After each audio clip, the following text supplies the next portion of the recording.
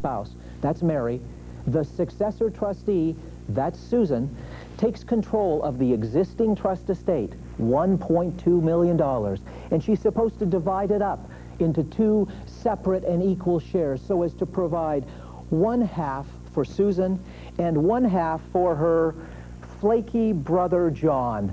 And then she's supposed to distribute the property free of the trust so that Susan puts $600,000 in her pocket and John puts $600,000 in his pocket. And ladies and gentlemen, the trust is over. It's done with. All the property has been distributed. And what we've done is we've avoided a probate, we've avoided death taxes up to $1.2 million, and we've avoided a conservatorship both when the first spouse was alive and when the second spouse was alive.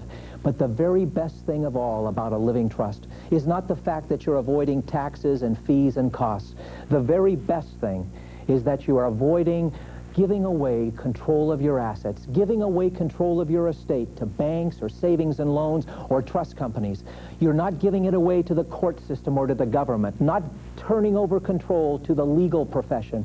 You keep control of your assets in your family where they belong. And so we can distribute your estate to your kids, to your grandchildren, to your great-grandchildren. And some of you say, well, what if my kids are still pretty flaky even after both spouses are deceased? Do you have to give the property to them? Not at all. Let's say that John was still disabled. Let's say he had an alcohol problem or a drug problem.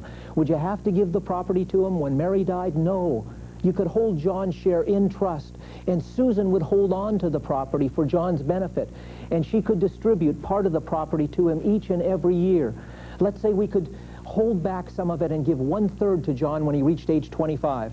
Let's say we could hold the next third back until he reached, let's say, age 35.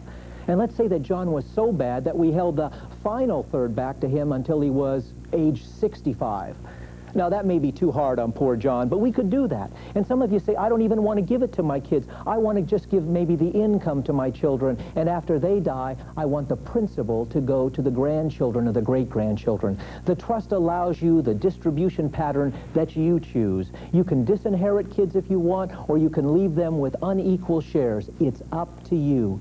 The living trust is the most flexible estate planning document available today.